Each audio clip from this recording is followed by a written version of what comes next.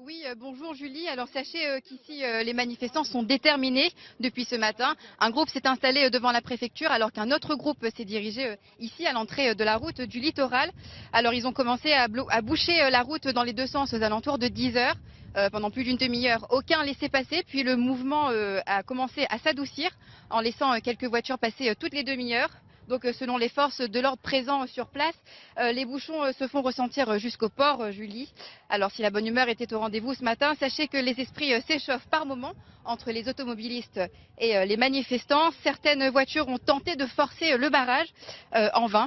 Pour l'instant, aucun incident est à déplorer. Certaines voitures ont même fait demi-tour ici, Julie. Donc pas de programme défini. Pas de programme défini en tout cas, le mouvement s'improvise par étapes.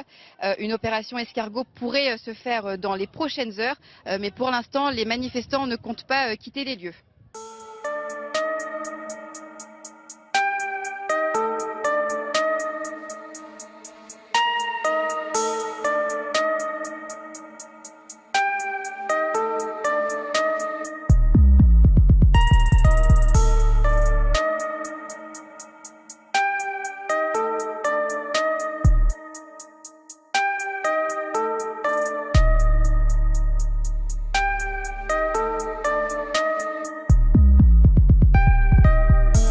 Monsieur le préfet, s'il vous plaît, ma foi, j'ai une question. Monsieur le préfet, je vous ai posé une question, s'il vous plaît, et j'attends une réponse. Ma question est simple. C'est pas une question d'ordre technique où il faudra attendre les réponses du ministre, etc. Ma réponse est une question de délai. C'est-à-dire, on attend aujourd'hui la ministre ou est-ce qu'il y aura une réponse de l'État que vous représentez aujourd'hui avant jeudi? Parce que nous, on souffre. On est peut-être là, déterminés, mais on perd nos salaires, on perd notre chiffre d'affaires. Donc, on ne peut pas attendre jeudi. On ne peut pas attendre jeudi, l'économie coule. La demande y vivent, elle a besoin de manger, elle a besoin de circuler. Non, on ne peut pas attendre jeudi. Donc, j'espère qu'avec... On a eu des listes mardi. Mais là, depuis mardi soir, tous les soirs, midi devant pour fixer là. Mardi, mercredi. La première fois où j'ai reçu quelque chose des Gilets jaunes, c'est hier soir. Et là, c'est le deuxième document que je reçois ce matin. Mardi soir, il y a une délégation aussi qui était là. Oui, mais ça a été inventé parce qu'il y avait un problème de presse, etc. Et puis surtout, il y avait un problème de gens qui ne s'entendaient pas entre eux. On est d'accord. Il faut le dire. On est d'accord. Il faut le dire, il ne faut pas le nier. Oui, non, il n'y a pas de problème là-dessus, mais ça, pas nier ça, il n'y a pas de problème. Mais par contre, aujourd'hui, on a une base de travail. Après, laissez-nous travailler sur mais ces pas documents. que cette base de travail, monsieur le préfet. Il faut pas être con. C'est-à-dire où est la tête du système ici. Donc on a tous les chiffres économiques, les chiffres sociaux, les chiffres d'importation, les prix, toutes les affaires qu'on connaît. On a tous les bons chiffres qu'il faut pour analyser la situation de la Réunion. J'ai bien conscience on l'a compris. qu'il faut aller Donc vite. là, il faut ça va vite. Il faut arrêter avec ça. Très vite et revenez soufflant. Monsieur,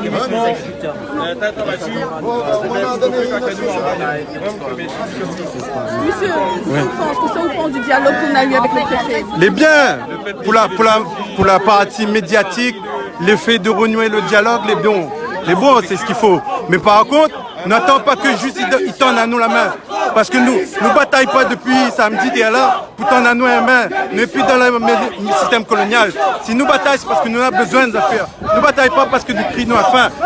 Bon peu de sur Facebook, mais on profite de sur les réseaux sociaux. Il dit comme ça, tu es là, il y a un bon assisté, moi je travaille. Et il y a un beau frère à moi, tu es là, il travaille. Ben bien sûr, la Réunion a 4% de taux de croissance. Ça n'est pas fait avec Bonner. Et ça, on a beaucoup de travail la Réunion. Il faudrait prendre nous pour couillons. D'accord? C'est-à-dire, si nous bataillons, c'est parce que nous payons, nous appuyons. Nous vivons. Nous vivons pas, nous survivons. Et est-ce qu'il est normal aujourd'hui de travailler pour survivre? Non, ça ne met pas d'accord. C'est la fiscalité qui casse nous.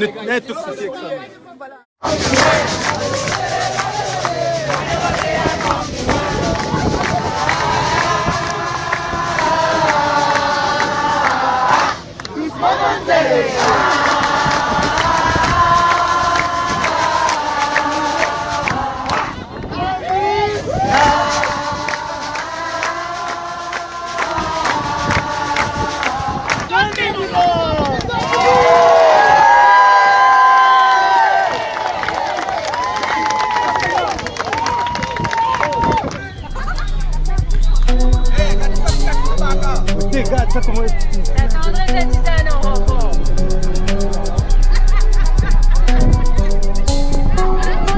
on va réfléchir. Non? Hein? nous si nous enfants. Amène encore l'avion. Amène encore l'avion.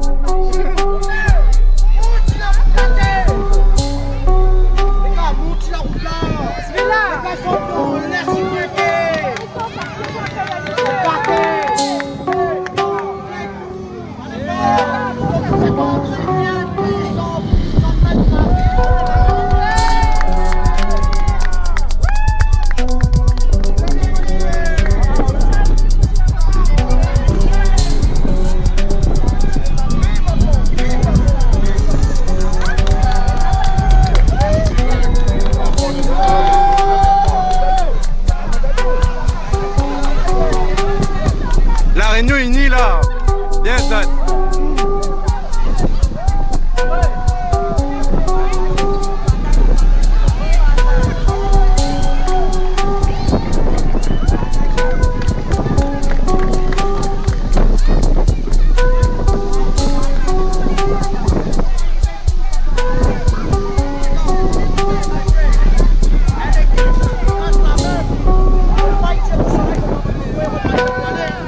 Ouais. Tous ensemble. Ouais.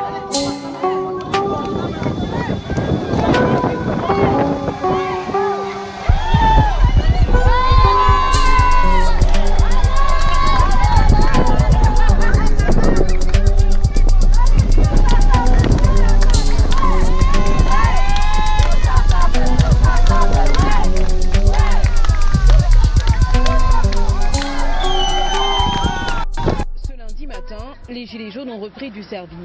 L'arrivée de la ministre des Outre-mer est très attendue et aujourd'hui, chacun se demande qui participera à la table ronde. Qui sont ces Gilets jaunes qui vont réussir à l'approcher pour aborder les sujets de fond. Même il dit comme ça, laisse-nous, quand le ministre arrive, il faut nous donner des résultats concrets avec le ministre. Il faut nous essayer de trouver des discussions, il faut nous essayer de négocier avec le ministre, trouver des solutions ensemble, politique et le peuple. C'est ça nous veut, c'est pas que la politique qui décide pour nous. En ce moment, la coordination des Gilets jaunes dit travailler sur les 5 revendications les plus urgentes et souhaite proposer un grand projet populaire qui sera présenté au plus haut sommet de l'État. La plupart des Gilets jaunes valident, oui, pour la plupart, ouais.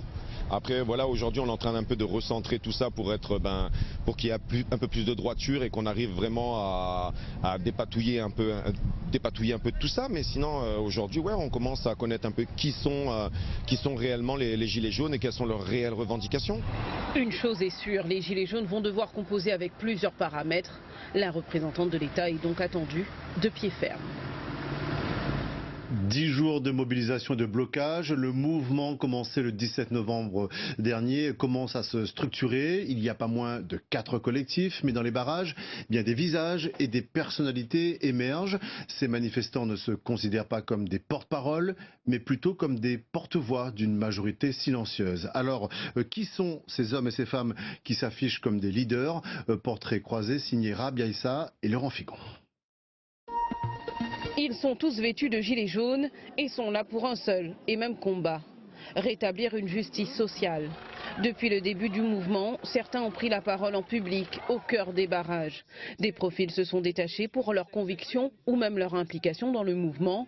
Comme ici Gilbert Boireau. En 2013, il était délégué syndical CFDT.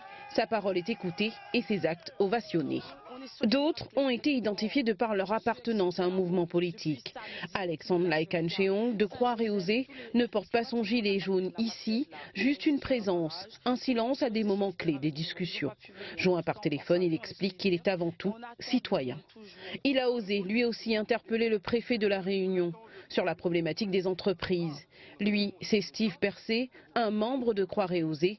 Il n'affiche pas cette casquette aujourd'hui. Tous font maintenant partie d'une plateforme qui s'est créée ces derniers jours et c'est cette bénédictine qui a porté la parole de Tous Unis pour la Réunion, coordination des Gilets jaunes. Martine Nouri, diplômée de sciences politiques, a travaillé pour une ONG au Tchad. Dans ce vaste mouvement populaire se dessinent d'autres mouvements citoyens comme les Gilets jaunes 974 ou même Mouvement citoyen populaire. Toujours est-il que ces nombreux collectifs vont devoir parler d'une même voix au moment opportun. Écoutez un petit coup s'il vous plaît, vous toutes. Ces attirements à Kamba, c'est samedi, mal interpelle le préfet devant la préfecture. On a fait à peu près 60 000 vues sur Facebook. Donc là, on avait l'émotion, on avait le cœur créole. Ne vous inquiétez pas, je vais parler français en termes de revendications. Ne vous inquiétez pas. Mais pour l'instant, Miko avec mon bon frère.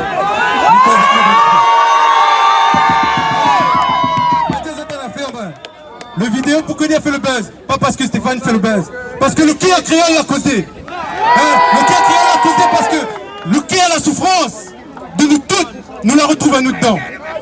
Et pourquoi? Parce que moi, ma partie à la préfecture, je demande les chiffres. Je demande les chiffres. Pourquoi aujourd'hui, la Réunion il souffre? Parce que les faciles criaient que le cœur. Mais maintenant, quand ils sont en chiffres, ils cassent pas que le cœur. Exactement. D'accord? Oui. Donc, il y a les chiffres de l'INSEE la sortie. Et maintenant, m'exprime en français pour que la ministre comprenne bien. Oui. Madame la ministre, ne vous inquiétez pas. Tout le monde va comprendre, même ceux que les DIAO, tout le monde doit comprendre. Nous les Français, nous n'avons pas parti l'école et nous connaissons le français. Oui. Alors le travail, il est où si on a été à l'école? Il est où le travail? J'ai interpellé le préfet samedi matin lorsqu'il est descendu à la rencontre effectivement de la population et je lui ai demandé effectivement qu'il ne suffisait pas de demander de revendications au peuple et qu'il fallait analyser les chiffres puisque vous avez l'Institut INSEE qui est là pour ça, pour sortir les chiffres, vous avez l'Observatoire des prix qui va dans les grandes surfaces et tous les commerces de distribution pour relever les prix. Donc il est totalement démagogue de dire que vous ne savez pas la situation de la Réunion aujourd'hui. Bien. Oui.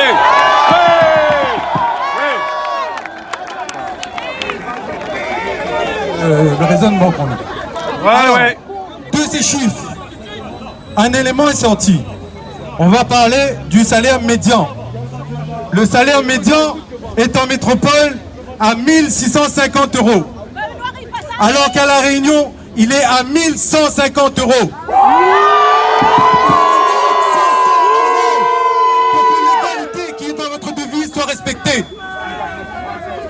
Pareil. Ça, c'est la première chose. Donc, en termes de revenus, en termes de recettes, on est déjà en dessous. C'est ce que me vient de dire, chef, inquiète pas. Deuxième point, la dépense. On consomme. Créole, yem soloto, créole, yem pouchario. C'est trop facile.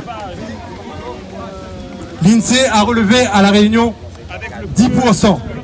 Je vais accorder ces chiffres parce que c'est les chiffres officiels, même si j'en doute énormément. Oui, bien. Même si j'en doute énormément que les prix à la consommation sont de 10% plus chers.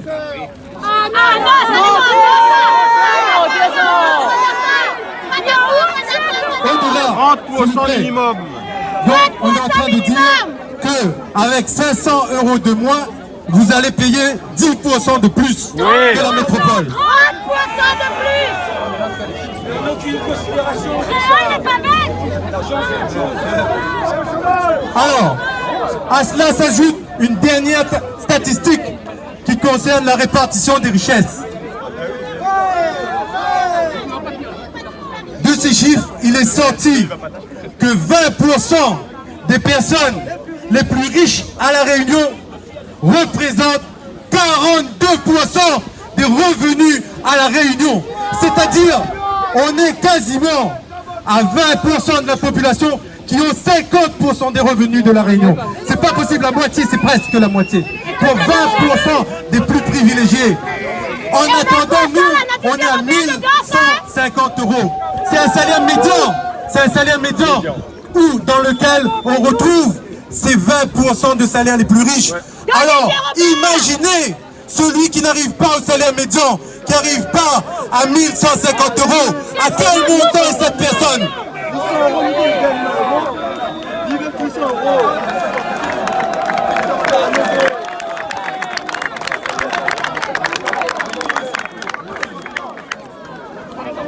Mais fini, s'il vous plaît, mais fini. T'inquiète pas, on va pas nous prendre le micro tout seul de toute le peuple là. Merci. Alors, dernier élément, Madame Girardin, et là je mets vos paroles. Vous avez dit que La Réunion est un territoire où peut-être les inégalités sont les plus fortes de la République. Et vous avez raison. Et vous avez raison, Madame la ministre. La Réunion est le territoire où les inégalités sont les plus fortes. Mais est-ce que cela doit durer? Non. Et on attend votre réponse. On a émis notre message de cœur. Maintenant, on attend la raison de l'État. Mettez dans la roue le jeu. Mettez dans la roue le jeu. D'autant qu'il a raison sur tous ces chiffres. Je vais juste dire 2 mots avant de laisser la parole à d'autres qui sont venus s'exprimer parce que j'ai largement dit que c'était vous que je voulais entendre. Je connais ces chiffres et oui, ici à La Réunion, c'est l'un des territoires le plus inégalitaire entre ceux qui touchent le moins et ceux qui touchent le plus. Faut pas seulement et vous dire. avez raison, vous avez le droit à plus de justice sur ce territoire et d'égalité et on va y travailler ensemble. Il fallait attendre 2018 pour voir ça. Pas sur l'île de la Réunion, 13e jour de blocage aujourd'hui dans ce département français qui se situe ici à plus de 9000 km de Paris. On part retrouver Baptiste qui est à Saint-Denis. Salut Baptiste. Hier, Annick Girardin, la ministre des Outre-mer, a fait des annonces qui n'ont pas suffi, visiblement.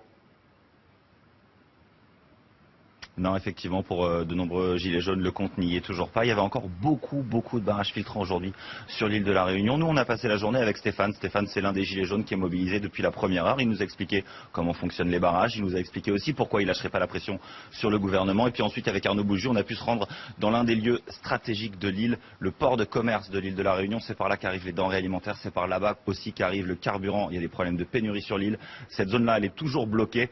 Regarde le reportage qu'on a réalisé aujourd'hui.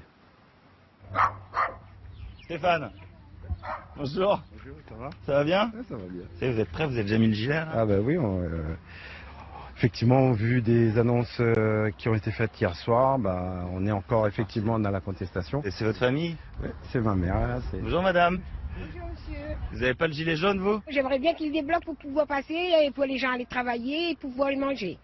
Donc votre maman, Stéphane, excusez-moi, votre maman, elle n'est pas trop 100% d'accord avec vous alors? Oui, en fait c'est tout à fait normal parce qu'il y a des gens qui sont encore effectivement à regarder le frigo et leurs obligations. C'est votre fille? C'est ma fille, ouais, c'est ma fille. Tu n'es pas à l'école toi? Non, ma maîtresse elle n'est pas là. Ça fait combien de jours que tu n'as pas été à l'école? 2 semaines. Donc c'est plutôt cool pour toi les gilets jaunes? Ouais. C'est les vacances quoi? Ouais. J'entends des fois le pays de la Réunion. On n'est pas un pays, on est un département. On est un département, on fait partie de la France. Moi je respecte tout le monde. Et j'espère que ça continuera toujours dans le même sens la Réunion.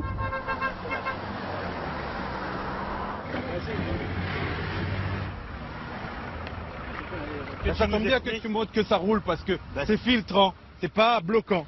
D'accord. Les voitures circulent. Faudrait que vous m'expliquiez un peu comment on sélectionne, qui passe pas. On va aller là-bas pour discuter avec les gens. Tout le monde passe, sauf les véhicules d'urgence personnels de santé, ça passe direct, ça attend pas. Mais sinon tout le monde passe. Là on voit ça bloque pas mal là-bas. Oui, ça bloque, mais bon... Du coup les gens qui sont là, ils ont attendu combien de temps à votre avis? Oh, mais je crois que ça facilement à peu près 3 heures au moins. C'est 3 heures de temps madame, c'est ça? 3 heures. 3 heures pour passer le barrage. 3 heures. Comment vous vous positionnez par rapport au mouvement des gilets jaunes vous? Je suis d'accord avec eux, mais bon, au bout d'un moment, faut arrêter les barrages. Moi, j'ai un enfant et c'est compliqué, quoi. Il faut aller chercher à manger pour les enfants, c'est pas facile, quoi. Tout le temps où vous vous mobilisez sur les barrages, vous n'êtes pas payé, vous avez négocié Je suis pas payé, mais j'ai négocié effectivement avec l'entreprise qui tire sur les congés payés. Mais c'est des journées que je pourrais pas passer en vacances. On est à un moment déterminant, soit on accepte de se faire entuber par l'État, ou soit on se bat. Moi, j'ai choisi de me battre, c'est tout.